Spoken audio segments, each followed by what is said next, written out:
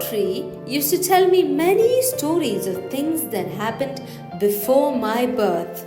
But this story narrates an incident I saw with my own eyes and heard with my own ears.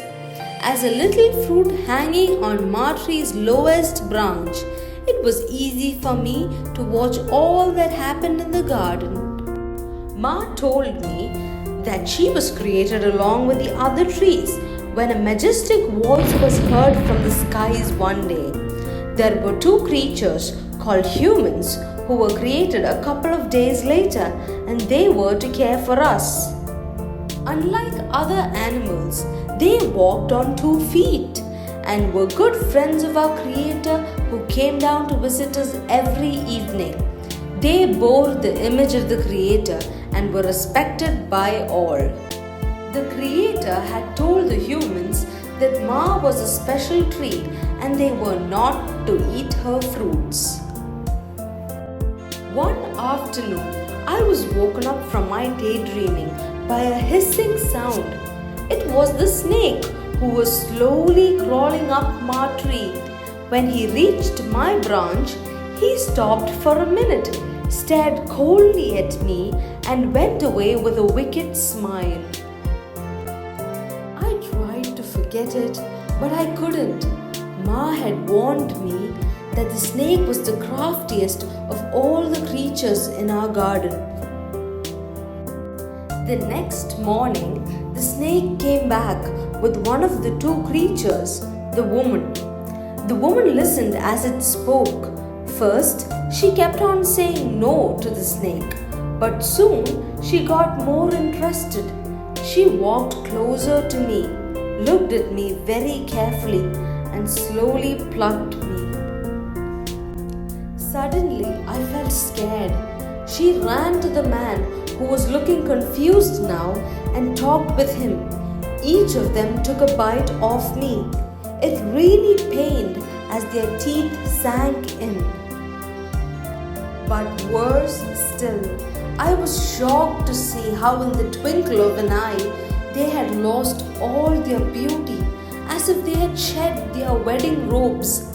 Fear and guilt were written all over their faces. Something seemed to have died inside of them. Something was dying inside of me too. The man quickly tossed me away in fear, and I fell near Ma tree's bumpy roots. Everything about the garden had suddenly turned gloomy, and the constant cheer of the animals and the merry melody of the birds had all faded away. A few hours may have passed thus, though it seemed like forever. It was starting to dawn on me that all this change had been the effect of that fruit bite, a seemingly harmless act that was the first ever transgression of the first ever command laid down by the Creator. Breaking it had come at a heavy price. As the caretakers of the garden, the humans had authority and freedom. All the good things in the garden were theirs to enjoy and reign over. The fruit of every other tree could be eaten, but the single restriction of not eating of the fruits of Ma tree was the boundary line that the Creator had drawn between him and his creation. That made it supremely important. At last, my Creator's footsteps sounded in the distance, and it brought back some courage into the little that was left of me. His voice was unusually desperate, calling out to the humans. The two of them emerged out of a bush with leaves covering their bodies. They looked like trees themselves. The Creator sounded firm and angry for the first time ever, understandably for eating me against his command. Yet he seemed concerned about their changed appearance and their leafy cover that had started to wither in the heat of the sun. He gave them a new lambskin outfit at the cost of the first life forfeited. There was no doubting his love for them. But the pain was evident in all that followed. The pain of breaking his trust, of breaking his command, of overthrowing his preeminence as creator, of breaking the invaluable friendship in place of something that neither lasted as long nor tasted as good as they had been told. They had been lied to, a lie that they chose to believe, and in doing so, rejecting the only truth they had known, their Creator. They had abused the freedom given them in one single restriction that was placed on them. They misunderstood freedom as being able to do what they wanted to rather than being able to make the right choices over the wrong ones. They had wrongly understood what was good for them, a fruit that looked good to the eye and supposedly tasted great. But in grabbing the object of their desire, they forfeited their greatest blessing, the unbroken loving fellowship with their Almighty Creator. They had chosen their own will over His, breaking His only command. But the folly of leaning on their minuscule understanding to question the infinite wisdom of the Creator dawned on them too late. They had had a bad bargain. The snake's offer was all lie and deception, neatly wrapped up in an attractive fruity packaging.